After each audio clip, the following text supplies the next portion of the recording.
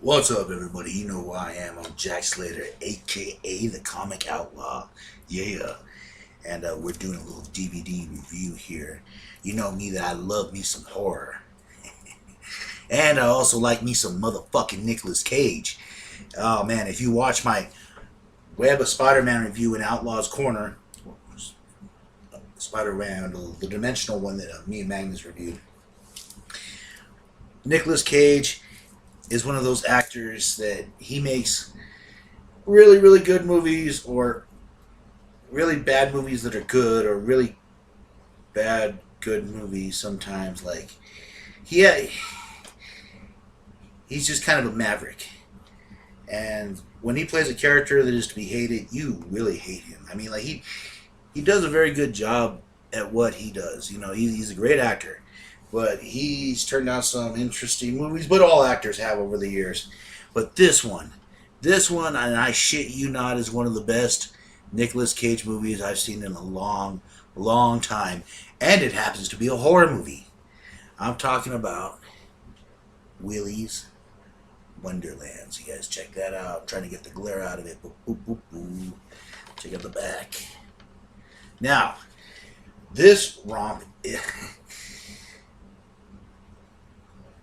Alright, you see these horror movies like where these creatures, and here, plug your ears, spoilers, la la la la la la la la la la la la la la la. The only fucking time I'm gonna say it.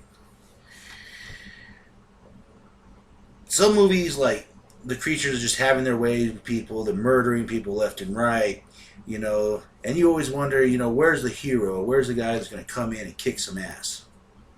Well, this movie answers that question. Okay. And I know what people are going to say. It reminds you of that Fab Freddy, Five Nights at Freddy. And it does. But it's not that movie. Nicolas Cage plays this loner. And he gets stranded in town. And you find out that the townspeople were actually doing this on purpose to sacrifice who's ever in the car. Whether it be families or people, just individuals or whoever the fuck, you know, is unlucky enough to get their tires popped.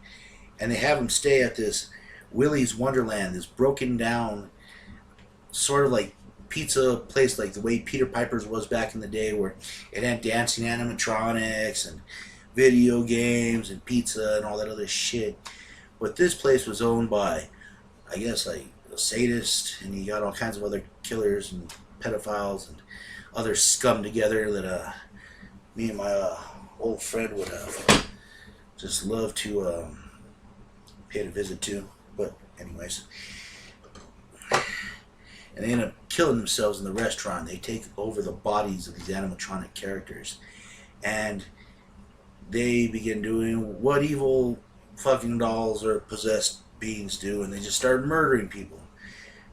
They go out to the town, they murder families, kids, you know, whoever the fuck's in their way.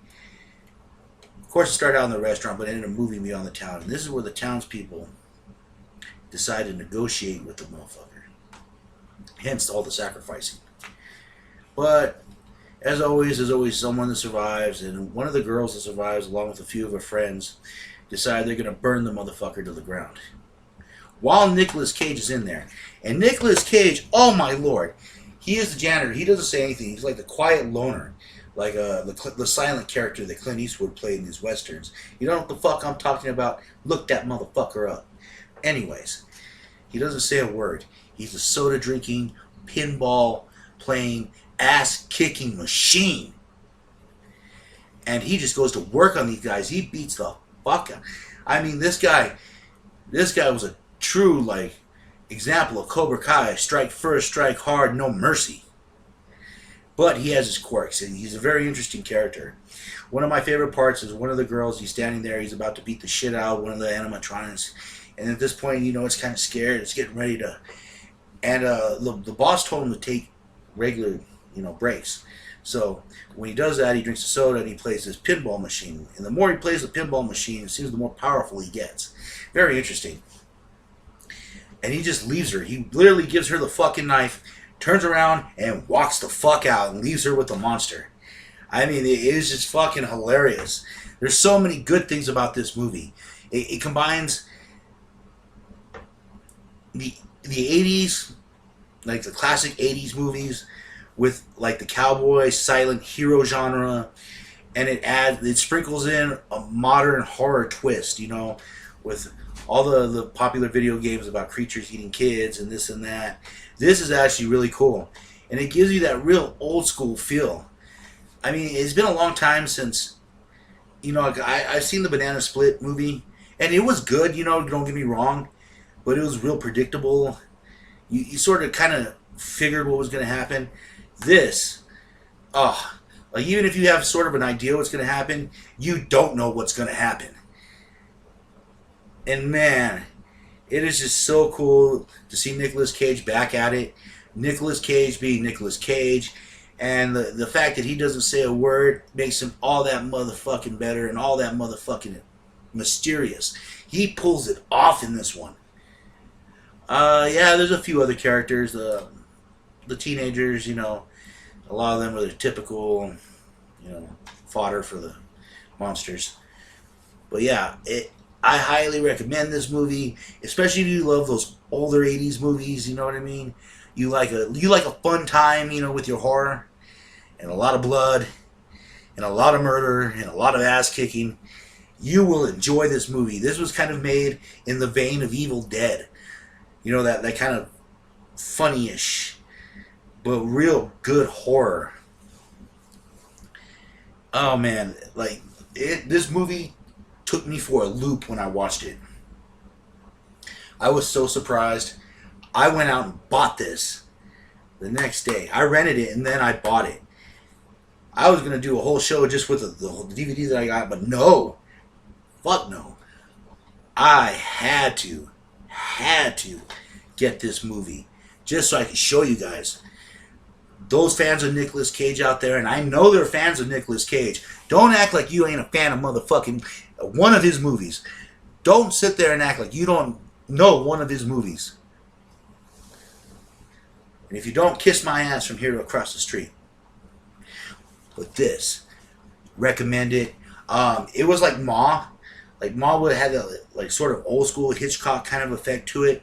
This just has that 80s mad love, like Killer Clowns from Outer Space or Critters, you know, where you just sit there and you're entertained the whole way through. And there's a lot of bad guys in this, all right? There's a lot of farter.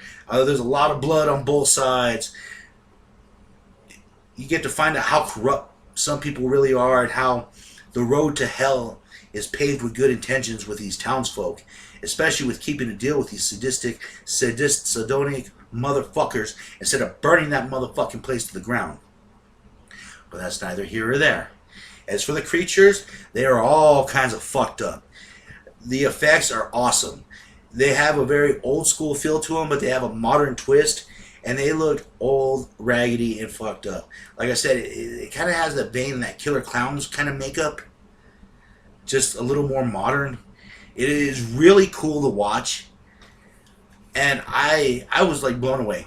I know I keep saying that, but this movie was just such a joy to watch, especially with some of the crap with the horror movies lately. They've been trying to go with more story-driven stuff and jump scares and da-da-da-da-da. Sometimes you just want a good murder movie. Like, you just want to see some ass kicking. You just want to see some killing. You want to see some teenagers getting butched up and sliced and diced and just blood and guts and fucking ectoplasm and cum all over shit and titties and whoo, hallelujah. Holy shit. Oh, goddamn. But you know what the fuck I'm saying, goddamn. I mean, like, I want blood, sweat, and tears. And this movie gives that to you. Doesn't really, it gives you a decent bustier, but you don't never really get any titties. That was kind of the one thing that would have made a true 80s movie. It had some titties. But it has a good, decent scene, though, with the chick. But I'm going to leave that for you guys to enjoy and watch on your own. Like I said, this has that old school classic 80s feel to it. And if you love that, you like Nicolas Cage, you're going to love this movie. And it's not a serious movie. It's not by any means The Nun or one of those other long Conjuring universe story movies. This is just a good old-fashioned ass-kicking horror with a lot of funny moments and a lot of good parts to it. Recommend it. Check it out one more time. Willy's Wonderland. Come join the party. It could be your birthday. And even if it's not, it'll still be your last birthday. But as always, I'm the Comic Outlaw. Check us out and subscribe, man. Subscribe. And I'll catch you on the flip side.